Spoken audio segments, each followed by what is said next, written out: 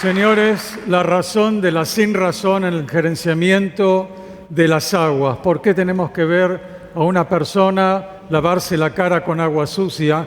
¿Por qué una mujer tiene que llevar a la casa este tipo de agua para cocinar? ¿Y por qué un niño tiene que beber este tipo de agua en nuestro planeta? Y también que miles y millones de niños se tengan que morir morir por falta de agua potable. Voy a tratar de analizar con ustedes algunas actitudes razonables que llevan a resultados irracionales y también tratar de analizar algunas de las posibles razones. La primera es la de utilizar agua de ríos para irrigar el desierto.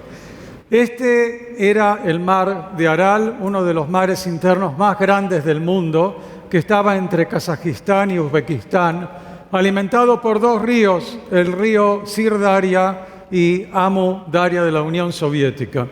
Y acá ven ustedes un dibujo en el que se ven grandes barcos que navegaban por ese mar interno, hasta que la Unión Soviética decide utilizar el agua de esos ríos para hacer cultivos de algodón en el desierto. ¿Algo lógico? A lo mejor podría ser lógico si alguien hace un estudio previo para saber cuánta agua se va a utilizar en el riego, cuánta agua hace falta para el mar, pero no se hizo absolutamente nada. Y ustedes van a ver acá cómo va desapareciendo ese mar de Aral hasta el año 2014. Y lo que quedó de ese mar y de esos barcos son esto, y también un afiche lamentando la muerte de ese mar de Aral.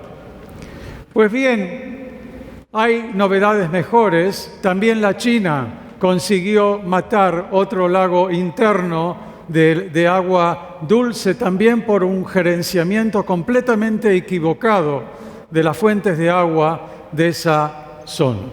Bueno, ustedes pueden decir qué querés de la China, qué querés de la Rusia. Pues vayamos a los Estados Unidos de Norteamérica. En los Estados Unidos de Norteamérica había graves problemas de contaminación de aguas subterráneas y ellos trataron de limpiar esas aguas, de restaurarlas a condiciones pristinas. Para todos aquellos que no tengan la percepción de agua subterránea, estamos hablando de lluvia que penetra por la corteza terrestre y se acumula por encima de una capa impermeable. Ahora, por supuesto que si en vez de agua de lluvia ahí tiramos queroseno, tricloroetileno o aguas negras, eso también va a penetrar y va a contaminar esas aguas negras. Ahora, ese agua nosotros la extraemos por intermedio de aljibes, bombas de mano, bombas eléctricas, etc. Y lo que ustedes ven acá es solamente un ejemplo de miles de ejemplos y de casos de Estados Unidos en la cual la compañía IBM contaminó las aguas subterráneas con materiales como tricloroetileno, tetracloroetileno, que producen cáncer. Y los Estados Unidos empezó a limpiar eso.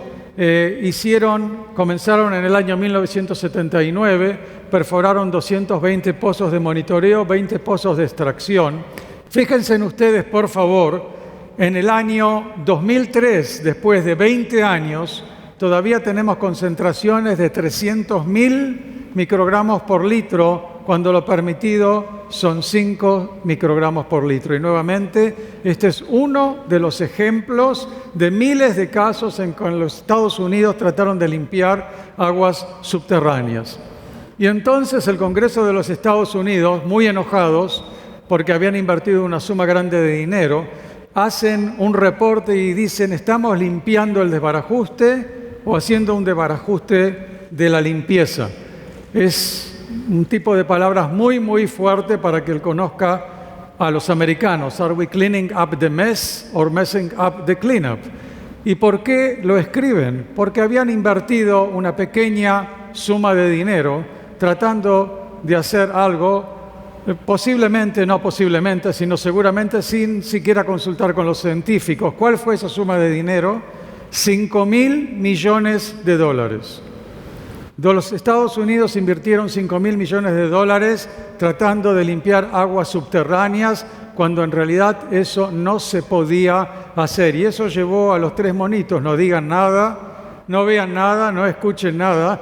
Y en realidad lo que ellos dijeron es: no hagan nada, señores, no hay que hacer nada. Las aguas subterráneas se limpian solitas. ¿Por qué se limpian solitas? Porque hay bacterias, las bacterias comen a los contaminantes, aparte todo se evapora y se va para arriba. Pero un momento, si las aguas subterráneas se limpian solitas, ¿por qué había que invertir $5.000 millones? ¿No se sabía esto antes? ¿Qué es lo que limpia? Por ejemplo, procesos naturales, volatilización. Si tenemos tricloroetileno, el tricloroetileno va a salir del agua y se va a ir lentamente hacia arriba y por lo tanto el agua va a quedar sin ningún contaminante que sea tricloroetileno. Pero, ¿qué es lo que dije? Se va a ir para arriba. ¿Qué significa irse para arriba? ¿Y arriba no hay nada? ¿Y qué pasa si arriba de eso hay una ciudad? Y si esos vapores se van para arriba donde vive la gente y comienza a penetrar dentro de las casas. Y eso es evidentemente lo que ha pasado en muchas ciudades del mundo en los cuales se han detectado gases carcinogénicos dentro de escuelas, jardines de infantes, casas en donde vive la gente. Pues bien, veamos otra de las razones medias raras en las cuales vivimos, la de culpar a la naturaleza por falta de agua y cambios climáticos. Y yo estoy seguro que si les pregunto a ustedes, ¿conocen alguno de estos casos? Cada uno de ustedes va a levantar la mano y va a decir: el problema es que todo el mundo culpa a la naturaleza, cambio climático, el niño, la niña y todo lo que ustedes quieran. Este es el caso de España, por ejemplo, en la cual había una gran sequía y mi amigo el catedrático Ramón Llamas, refiriéndose a eso, decía que en España no hay problemas de sequía, hay problemas de aridez mental. El problema es que las sequías son fruto de la improvisación y la corrupción. La sequía la creamos nosotros y estamos hablando de España en Europa. ¿Y qué pasa con Bolivia? Esto es en diciembre del 2016, protestando por todos lados porque no tenían agua para tomar. Repito, diciembre 2016. No tenían agua. ¿Y qué pasa en enero del 2017? Gente se está muriendo por inundaciones. Pero por supuesto, la culpa es del niño, de la niña y de todo lo que nosotros querramos decir. Las Filipinas. En las Filipinas, la lluvia promedio de las Filipinas son de 2.400 milímetros por año y no tienen agua para beber. Estoy seguro que ustedes coinciden conmigo que no hay que ser químico para saber que ninguno de nosotros tomaríamos el agua de ese río, ¿verdad? Pero sin embargo, a lo largo de ese río, como ustedes ven, hay casas, vive gente y utilizan el agua de ese río para lavarse los dientes, para lavar los platos. 2.400 milímetros por año y tienen problemas de lluvia. Esto es Honduras, 2.600 milímetros por año. Y esta fotografía la saqué yo viajando con una de las autoridades de Honduras que decían: tenemos terribles problemas de sequía en Honduras. Y yo le decía: pero 2.600 milímetros por año tienen ustedes. No, te voy a llevar a ver lo que se llama el corredor seco. Y acá estoy sacando una fotografía desde un helicóptero de lo que ellos llaman el corredor seco. Sí, porque acá tenemos solamente 500 milímetros por año. Y esto significa no tener agua. ¿Qué pasa con Israel? En Israel de repente empezaron a llorar que no tenemos agua, nos estamos secando. Y entonces aparecía una niña muy pero muy bonita que se empezaba a resquebrajar y decía: no tenemos agua, cada vez llueve menos. Sin embargo, un científico hizo un estudio y no se veía absolutamente que había disminuido la cantidad de agua desde el año 1931 al 2008. Ahora, ¿ustedes saben cómo harían acá para mostrar que sí bajó la cantidad de agua de lluvia? ¿Alguien sabe? ¿Alguien puede decirme cómo? Bueno, poniéndolo así. Si ponemos el gráfico así, por supuesto se ve que hay un decrecimiento de la cantidad de agua. Pero ¿qué es lo que pasó en realidad? Lo que pasó es que hubo un aumento terrible de la población. y nadie tomó en cuenta qué es lo que había que hacer. Argentina, las cataratas del Iguazú en el año 2005, las cataratas del Iguazú en la gran sequía del 2009, la peor sequía en los últimos 50 años. ¿Pero qué significa eso? Eso significa que hace 50 años atrás ya hubo una sequía. Entonces, ¿qué es lo que hicieron para prepararse para la próxima sequía? 1 millón de vacas muertas por culpa de esa sequía, y en los diarios aparece cómo es posible que esto ocurra en un país que tiene grandes cantidades de agua de superficie y de aguas subterráneas. Vean ustedes uno de los pequeños ríos al lado de los cuales las vacas están muriendo, el río Paraná, descarga de 15.000 metros cúbicos por segundo. El río de la Plata, que lo llaman río, pero es un mar de agua dulce, y las vacas están muriendo ahí. No se podía haber hecho un pequeño canal para llevar el agua dulce a las vacas, no se podía haber enseñado a las vacas: señoras vacas, por favor, vengan hasta acá, hasta el río para beber el agua. Pero no solamente eso. Miren ustedes esa mancha celeste que ven ustedes ahí, es el acuífero Guaraní, o se llama acuífero Tacuarembó-Botucatú, que es la fuente de agua subterránea más grande del mundo. Y las vacas están muriendo sobre esa fuente de agua. Pero ¿qué pasó hace cientos y miles de años atrás? Todo lo que estamos viendo acá es algo nuevo. ¿Qué pasó hace cientos y miles de años atrás? Inti, el dios sol de los incas, él miraba la tierra y veía que todo se estaba secando y que la gente se estaba muriendo. Ahora, el imperio inca terminó en el año 1532 con la invasión de Pizarro, es decir que hace 500 años atrás estamos hablando en esta región de una terrible sequía. ¿Soluciones? Las soluciones son también soluciones de hoy día, de tratamiento de agua, de pensar en cosas sofisticadas. ¿Qué fue el sueño del faraón que aparece en la Biblia? ¿Qué fue eso de los 7 años buenos y de los 7 años malos? Y del pensar en forma lógica y estratégica, que cuando tenemos hay que poner un poquitito de costado para los años en los cuales no tenemos. ¿Por qué no lo hacemos entonces nosotros? ¿O tenemos hoy día menos inteligencia de la que se tenía hace miles de años atrás? ¿Y qué pasa con esto? ¿Había ya soluciones al problema del agua que se podía ver en la Biblia? Ustedes saben, había una persona que se llamaba Gidón, y él no creía tanto en Dios, y le dijo a Dios: te voy a hacer un test, voy a poner un palito con un vellón de lana en el palito en el medio del desierto, y si a la mañana se acumula agua en el vellón de lana y todo en derredor está seco, eso me demuestra que tú existes. ¿Y saben ustedes qué es esto? ¿Alguien sabe lo que es esto? ¿Cómo? Señores, la nube es la Camanchaca en Chile.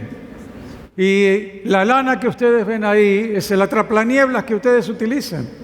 Es decir, que no solamente los problemas ya aparecían en tiempos bíblicos, sino que que inclusive soluciones a ese tipo de problemas. Es lo que yo llamo el ciclo hidroilógico. Llueve, entramos en apatía, pero hay sequía, tenemos conciencia de esa sequía, tenemos ansiedad, pánico, pero vuelve a llover nuevamente, ¿y a quién le importa algo de todo esto? Pues bien, para finalizar, voy a tratar de organizar algunas razones posibles que conducen a la sinrazón en el gerenciamiento de las aguas. Ante todo, no ver o querer ver la realidad.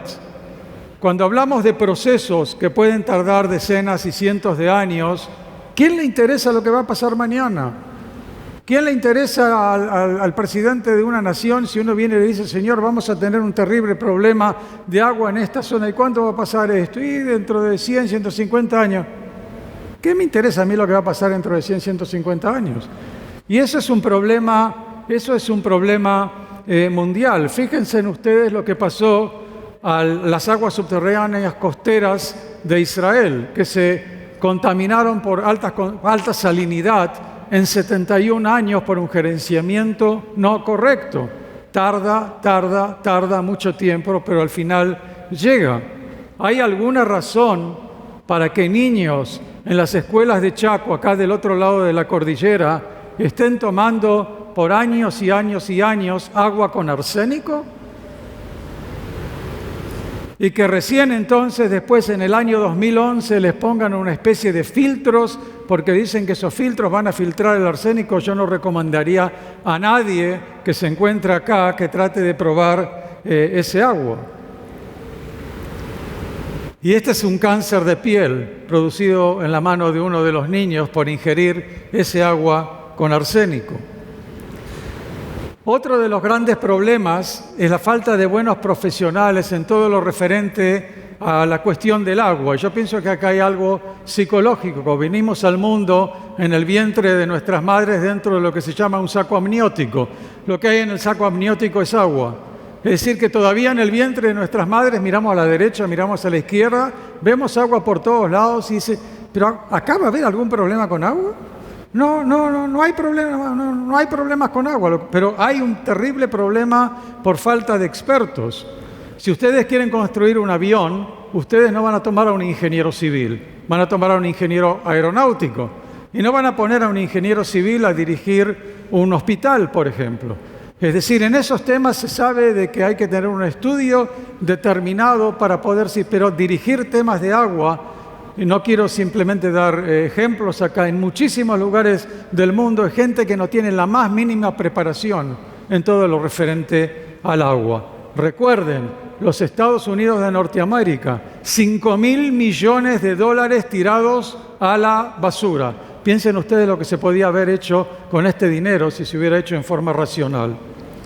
Otra de las razones es la lucha por temas del poder. Esto me pertenece a mí. Si tienen una fuente así de agua, que es lluvia, un río, una cascada y un embalse, en realidad todo esto tendría que estar en manos de la autoridad del agua para poder gerenciarlo en forma correcta. Sin embargo, viene y dice, no, señor, ustedes llevan agua de acá, esto les pertenece solamente a ustedes. Ministerio de Energía se ocupa de eso porque ahí se puede hacer a lo mejor un poco de energía eléctrica, y viene el Ministerio del Ambiente y dice, no, todo esto es mío porque la lluvia cae, etcétera, etcétera, etcétera. Y ese es un grave problema. Es lo mismo que si tuviéramos un hombre y dirían de que esto pertenece al Ministerio de Salud y esto al Ministerio de Transporte. Hay también una falta de gerenciamiento cuantitativo del recurso agua, cantidad y calidad. Es exactamente lo que hacemos en nuestras casas cuando nuestra esposa nos dice, querido, tenemos que comprar una nueva bicicleta para el niño. Pensamos qué es lo que conviene hacer, qué es lo que no conviene hacer en forma cuantitativa. Eso no existe hoy día en los países en el tema agua. Y tenemos una necesidad urgente de estos sistemas, señores. ¿Y por qué necesidad urgente? Porque se comienzan a suministrar efluentes cloacales como agua potable. Y esto no pasa en Mozambique o en cualquier otro lado. Estamos hablando de los Estados Unidos de Norteamérica, es decir, que agarran todas las aguas negras nuestras de acá de esta pieza, las ponen, las tratan y después te dicen, señor, beba, a ver, diga salud. Quiero ver si alguno de nosotros quisiera hacer esto. Esto es también en Australia, también en Inglaterra.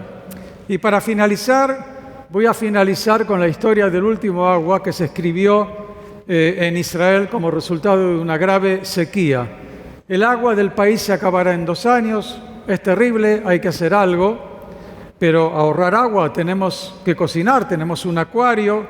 Al otro año empeoró la situación, pero era año de elecciones, ¿y quién va a hacer algo en año de elecciones? Y quedaba solo agua para un mes y entonces elevaron el precio, pero todos pagaron. Y el jueves se acabó el agua. ¿Y qué pasó? Cuando se acabó el agua, todos murieron. Y si ustedes piensan de que esto es algo de cuento de hadas, les recomiendo leer el libro de Jared Diamond que se llama Colapso, en el cual él analiza cómo han desaparecido de la superficie de la Tierra todo tipo de civilizaciones, y entre ellos en la isla de Pascua. Y la idea es que la civilización en la isla de Pascua desapareció porque cortaron todos los árboles. ¿En qué pensaba el hombre de la isla de Pascua que cortó la última palmera. O, por ejemplo, de que la caída del Imperio Romano fue como resultado de que ellos tomaban agua en utensilios en utensilios de plomo y en tuberías de plomo. Finalizando, si nosotros seguimos con este tipo de psicología de meter la cabeza y no ver los problemas del agua, lo que nos queda es preguntarnos si en lo referente al agua el hombre en realidad es o no es un animal racional. Quiero agradecer al Gobierno de Chile por esta invitación y por esta fabulosa actividad. Muchas gracias.